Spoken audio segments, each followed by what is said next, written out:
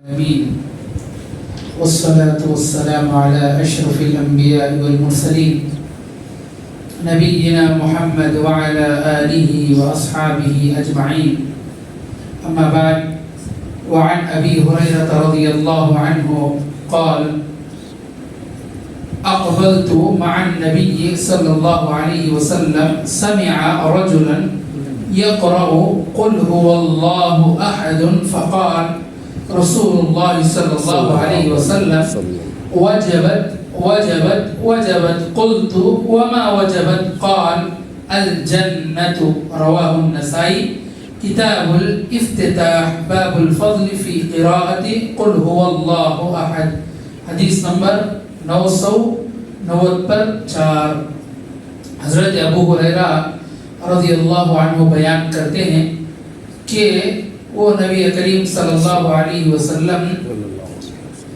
کے ساتھ ایک ایسے آدمی کے پاس آئے جو قل هو اللہ احد کی تلاوت کر رہا تھا. آپ صلی اللہ علیہ وسلم نے فرمایا واجب ہو گئی 3 مرتبہ اللہ کے رسول نے فرمایا. تو صحابہ نے اس کے اللہ کے رسول کیا واجب ہو گئی؟ آپ صلی اللہ علیہ وسلم نے فرمایا جنت واجب ہو گئی. اللہ اکبر، کتنی پیاری حدیث ہے جس میں نبی کریم صلی اللہ علیہ وسلم نے سورۃ الاخلاص کی فضیلت بیان کی. سورہ اخلاص ایک عظیم سورت ہے. اس سے کئی باتیں معلوم ہوتی ہیں. پہلی بات یہ ہے کہ بذات خود قرآن کی تلاوت کرنا بہت بڑی عبادت ہے. گویا اللہ اس سے محبت کرتا ہے جس کی وجہ سے اللہ تبارک و تعالیٰ اس پر جنت واجب کر دیتا ہے. 3 مرتبہ اللہ کے رسول صلی اللہ علیہ وسلم نے فرمایا عام طور پر قرآن کو پڑھنا عبادت ہے. نبی کریم صلی اللہ علیہ وسلم نے فرمایا اقرأوا القرآن فإنه يأتي يوم القيامة شفيعا لأصحابه، یعنی قرآن پڑھا کرو کیونکہ قرآن قیامت کے دن شفیعا لأصحابه اس آدمی کے لیے سفارش کرتی ہے جس نے قرآن کو پڑھا ہے. یہ حدیث بھی صحیح مسلم کی حدیث ہے، کتاب المسافرین میں آئی ہے. اس حدیث سے یہ بات معلوم ہوتی ہے چاہے قرآن کے 30 پاروں میں سے آپ کہیں بھی پڑھیں، کیا ہے فضیلت کے باعث ہوں گے، انشاءاللہ اجر و ثواب کے باعث ہوں گے. خصوصیت کے ساتھ سورۃ الاخلاص کا ذکر کئی حدیثوں میں آتا ہے کہ سورۃ الاخلاص کی فضیلت کیا ہے. ایک دوسری حدیث میں نبی کریم صلی اللہ علیہ وسلم کی حدیث ہے کیا تم میں سے کسی کے لیے ممکن نہیں کہ قرآن کا 1/3 1/3 حصہ ایک رات میں پڑھا کرے. صحابہ کو یہ عمل بڑا مشکل معلوم ہوا اور انہوں نے اللہ کے رسول صلی اللہ علیہ وسلم سے کہا کہ اللہ کے رسول یہ تو ہمارے لیے مشکل کھڑی ہو گئی، مشکل ہو سکتی ہے، ہم اتنا طاقت نہیں رکھتے. تو نبی کریم صلی اللہ علیہ وسلم نے فرمایا سورۃ الاخلاص قرآن کا 1/3 حصہ ہے، 1/3 حصہ ہے. 3 مرتبہ اگر سورہ اخلاص پڑھنے سے پورے قرآن کا ثواب مل جاتا ہے.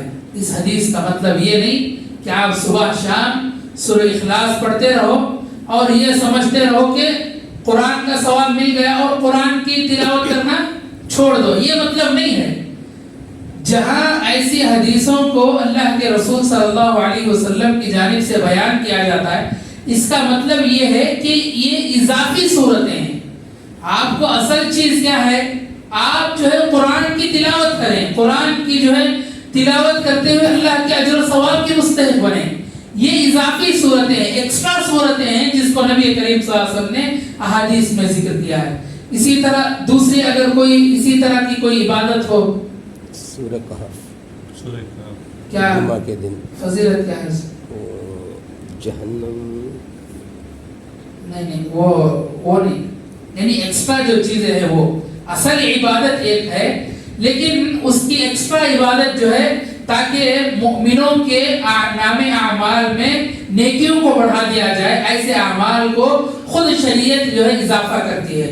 ان میں سے کیا ہے؟ معوذتین نہیں، اس میں سے کیا ہے مسجد قباء میں 2 رکعت کا نماز پڑھنا. کیسا ہے؟ نبی کریم صلی اللہ علیہ وسلم کی حدیث کیا ہے، شریعت کیا کہتی ہے؟ آپ کو عمرہ کرنا چاہیے، عمرہ کرے تو عمرے کا ثواب لیکن ایک اضافی عمل نبی نے بتایا کہ اگر آپ قباء کو گھر سے وضو بنا کر پاک ہو کر اگر آپ قباء کی طرف جاتے ہیں وہاں 2 رکعت نماز ادا کرتے ہیں تو کیا ہے آپ کو عمرے کا ثواب ہے. اسی طرح دوسری مثال کوئی اور جمعہ کے دن سب سے پہلے آنے سے رمضان میں عمرے کی مثال. اب حج جو ہے مستقل عبادت ہے, ہر انسان کو حج کرنا ہے, لیکن اللہ نے اضافی عبادت کیا بنائی, ایکسٹرا عبادت. رمضان میں اگر آپ عمرہ کریں گے تو حج کا ثواب ہے. سمجھ میں آیا میں کیا بول رہا ہوں؟ قرآن پڑھنا ایک الگ ثواب ہے, لیکن ایکسٹرا عبادت کیا ہے, قل اللہ احد پڑھنا. اسی طرح عمرہ کرنا ایک جو ہے مستقل عبادت ہے. عمرہ کرنے جانا, عمرے کا سفر کرنا ایک مستقل عبادت ہے, لیکن نبی نے کیا کہا, یہ ایکسٹرا جو عبادت ہے, اضافی جو عبادت ہے, یہ بتائی کہ آپ قباء میں جاؤ, 2 رکعت نماز ادا کرو, آپ کا عمرہ کی ثواب مل جائے گا عمرے کا. اسی طرح رمضان میں عمرہ کرنے سے حج کا ثواب ہے. یہ سب جو ہے اضافی صورتیں ہیں. اسی طرح دوسری ایک اور مثال, کیا اس کا کیا ہے,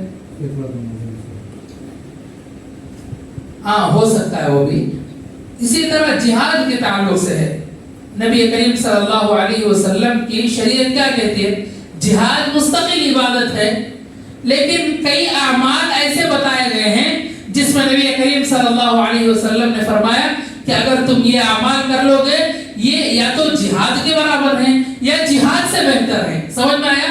مستقل عبادت ایک جگہ ہے, لیکن اس کی اضافی ایکسٹرا عبادت تاکہ مومنوں کے اجر و ثواب میں اضافے کے لیے, وہی جو ہے یہاں قل هو اللہ احد بھی ہے, سورۃ الاخلاص بھی ہے.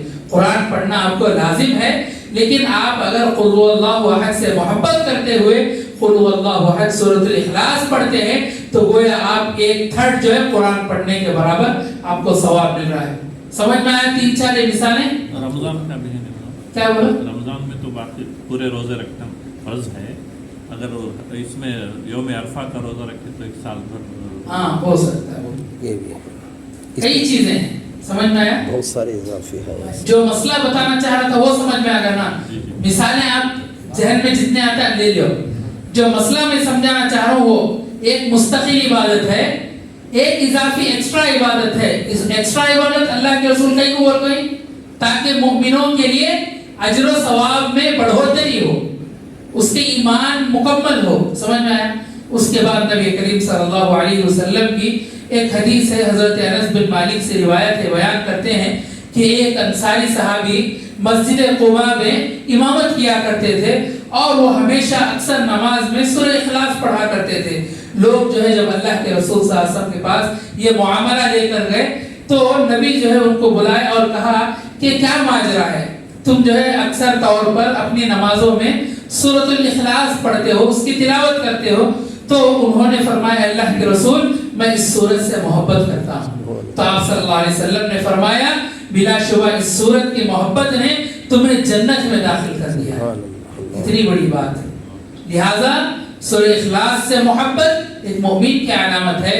اس سے بڑھ کر قرآن سے محبت, قرآن کی تلاوت ایک مومن کی نشانی ہے کہ وہ مومن ہے. اسی طرح آخری حدیث جو ہے حضرت ابو ہریرہ روایت کرتے ہیں اور بیان کرتے ہیں کہ رسول اکرم صلی اللہ علیہ وسلم نے فرمایا قیامت کے دن قرآن آئے گا اور کہے گا اے پروردگار اسے مجھ نے پڑھا ہے, زینت بخشی ہے, تو اسے عزت کا تاج پہنا. یعنی قرآن آ کر کہے گا, سفارش کرے گا, اے اللہ میرے لیے اس نے زینت بخشی ہے, انسان نے مومن نے میرے لیے زینت بخشی ہے, اس نے مجھ کو پڑھا ہے, لہذا تو جو ہے آج قیامت کا دن ہے, اسے زیادہ سخت ضرورت ہے اجر و ثواب کی, نیکیوں کی, لہذا تو کیا کرنا, میری جانب سے سفارش قبول کرنا. اس طرح قرآن آ کر سفارش کرے گا اور جو ہے اس کے تعلق سے, انسان کے تعلق سے مختلف سفارشیں کرے گا. اور دوسری حدیث میں یہ بات ہے کہ آپ صلی اللہ علیہ وسلم نے فرمایا کہ قرآن آ کر قیامت میں اللہ سے کہے گا اے اللہ میں ہی ہوں جو ایک انسان کو راتوں میں جگاتا تھا. روزہ کہے گا میں ہی ہوں, دن میں کھانے کے بغیر انسان جو بھوکا رہتا تھا میں ہی ہوں جو اسے بھوکا رکھتا تھا, لہذا تو میرے ذریعے اس کی سفارش کو قبول فرما. یہ سب عبادتیں ہیں جو قیامت کے دن آئیں گے اور اللہ کے پاس سفارش کریں گے.